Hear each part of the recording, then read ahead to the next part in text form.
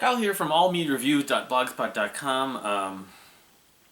Talk about one thing, or a couple things. I've been absent and that kind of thing like that. Right now, unfortunately, I'm dealing with a pinched nerve, which the last few days is not fun. I'm not even certain how I got it, but I'm just started taking a steroid for it. Hopefully, it will clear up. Not fun. I had to go to urgent care, and I was there for 2.5 hours last night. But so what I wanted to talk about, I wanted to do a video on Cobra Kai. I finally finished Cobra Kai. I'll talk about Cobra Kai in this video. The Deer Hunter I'm going to be following up, but I could mention before I talk about Cobra Kai, the Deer Hunter has the Indigo Child, and it's subtitled The Indigo Child, a short sci-fi film on the Dust streaming network website a week from Friday on the 22nd of October. So, but I'm going to continue hopefully on the Deer Hunter series of album reviews or album and eventually a ranking, but I haven't been able to for various reasons even get ready to do that. So, but just to talk about Cobra Kai, I pretty much binged it. The first season I finished a few weeks back, and then I just went through the second season and third season over the last 10 days. Finished it last Friday. Anyway, I kind of get all the hype about it. Actually, kind of surprised I didn't watch it before this, although it was on YouTube. I guess the first two seasons, and then the third season it moved to Netflix, and they put the first two seasons on Netflix and everything. So yes and no. I mean, I would have liked to have watched it anyway. Karate Kid.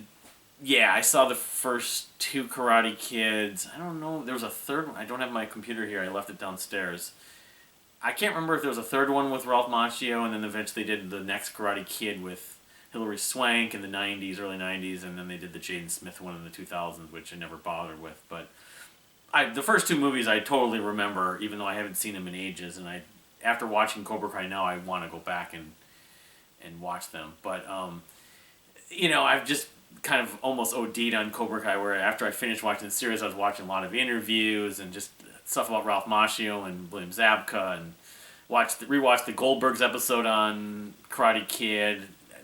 Zabka and Macchio do not make an appearance in that, but the Martin Kove, the Kreese does at the end of the credits. But yeah, it's a good mixture of sort of nostalgia and 80s pop culture references to an extent. Not as many as I thought, because when I read about it originally, I heard about it, they compared it to Psych in some ways, and interesting, both Zabka, the third to last episode of Psych, or second to last episode of Psych, was on, William Zabka was in that, and Ralph Macchio was in, I want to say 2 episodes of Psych, and plus the upcoming movie, I think, Ralph Macchio. So, but it's vague. Yes, there are comparisons. They never got Elizabeth Shue to show up on Psych either, which she would have been a great to play as my co-host of the Psych podcast. John said Maggie Lawson or Juliet's aunt.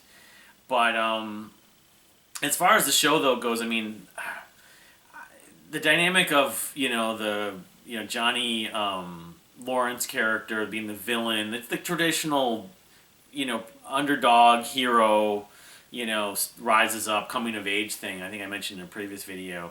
And, the Johnny Lawrence character is the classic, almost stereotypical villain. And then his, Martin Kove, Kreese is kind of by extension.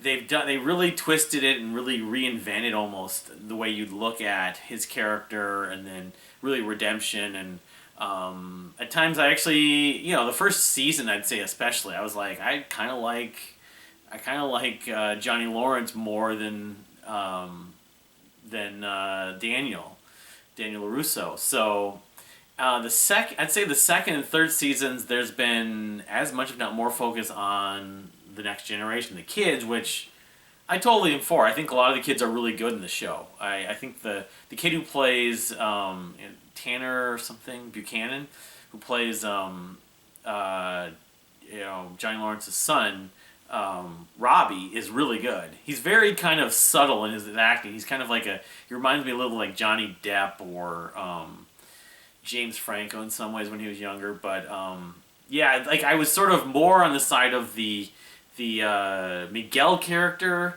the classic sort of arc with him. But by the end of the first season, into the second season, I was more on the side of the Robbie character, and like the romancing with Daniel's daughter. Why am I blanking on her name? I should know the character's name. Sam. Similar to Elizabeth Shue in the movie in a way with Daniel and Johnny Lawrence, but the more I got to know their characters, even almost the more you got to know both in Cobra Kai, the Daniel and Johnny Lawrence characters, they really could probably be friends more than enemies. They're more like frenemies or closer to friends than enemies. And ultimately, I think actually what might be best is to have, Sam, Miguel and Robbie all to be friends. Now the extra peripheral, like extended supplemental characters, actually the one I like the most, which I think he's been given the most sort of, not hate, but not been liked as much as what's his name? I can't even remember the guy who originally joins Cobra Kai and then leaves and goes to Miyagi-Do. I'm totally spacing on his name anyway. But some of the extra characters, that I've favored more than others. I mean, he sort of reminds me of Martin Starr in Freaks and Geeks, or not so much Martin Starr, but Sam Levine's character in Freaks and Geeks. Sort of the talkative, pop culture referencing nerd. But I just can't remember his name off the top of my head. But anyway. But yeah, I really think a lot of his fan service, but the approach, the third season they end up going to back to Okinawa, the actual Okinawa. I thought that was really cool. He met his previous sort of adversary there, and his connection to Mr. Miyagi and everything like that. So yeah, I'm on board, and I'm looking forward to the fourth season. The Ed Asner thing was what kind of forced my hand to try to watch the show, and then when I started watching it, then I found out about the fourth season too. I'm like, well, I definitely want to watch all of this before the fourth season. The fourth season is gonna launch at the end of the year, so where you have finally you do have Johnny, and you have not Cobra Kai, but you have Johnny and Daniel sort of merging and joining forces, and some of the characters are reuniting. Hawk and his friend. Why can't I remember the kid who's now like hooking up with the girl who like hated him in the first season? Because that scene when Miguel meets with Hawk and the other dude in the first like episode or two at lunch is like very reminiscent of like the lunch scene in Freaks and Geeks, or Goldberg's to an extent too. Sort of like the nerds not being cool enough to even gain the presence and being beat up by the bullies and stuff like that. So having Robbie go over to Cobra Kai with Kreese is going to be interesting. I don't know if long term that's really going to work. If he really is going to hate, he's going to hate his dad still so much, and Daniel, and buy into Kreese, even though the background story on Kreese was kind of interesting with his experience in the Vietnam War in season 3. I don't buy it. They're also talking about how they may bring Hilary Swank to play Tori, the other female character in Cobra Kai's mother, which some of the comments I read online said that doesn't really work based on the fact she was a waitress, and Hilary Swank's character never would have been a waitress, so she might be like an aunt. Or she may have some sort of connection to the Tori character, but her connection to Daniel, maybe they'll make up some background story where Daniel and Julie is her name, Hilary Swank's character, had a falling out after Mr. Miyagi died. I don't know, they like fought over like who he favored, who was more important. That doesn't really seem very much in Daniel's character, but why would Hilary Swank's, why would Julie's daughter being so negative? She's got this disease or whatever, but why would she be so negative? It doesn't really fit with her connection, her experience with Mr. Miyagi being in that situation. So I don't know. It's probably not going to be, unless she's just going to play the role. That doesn't make sense though. I think she could end up being maybe her aunt or something like that, or a cousin, or I don't know. Might be an easier way to connect the dots without sort of taking some liberties in making the continuity not really make sense from a character standpoint. But yeah, it's a really good show. I slept on it probably a little too long, but I'm glad I'm at least on board with Cobra Kai and know about Cobra Kai. I'm a fan of Cobra Kai. Before like it ends up ending, I will say since I'm done with Cobra Kai, the other show that I'm attempting and hopefully going to get back into that I never fully embraced. I did check out the first season though. Was The Expanse. Being a Star Trek fan and Babylon 5 fan, and Battlestar Galactica fan, The Expanse in a lot of ways should have appealed to me. I didn't follow the Sci-Fi Channel the last like 15 years. I used to be like addicted to that channel, and my subscription to cable and stuff hasn't had it as much over the last 10 years. But I watched the first season. I struggled through it, but I didn't think it was bad. The Miller character was probably there was a couple characters that ended up not continuing on. I don't want to spoil it, but the Miller character, as I understand, doesn't at some point isn't on the show anymore. And so, but the sixth season of The Expanse is coming online early December, and I watched the first season. It was over a year ago. It was probably like almost 2 years ago, and then I watched the first episode of the second season the other day, trying to remember what happened at the end of the first season. But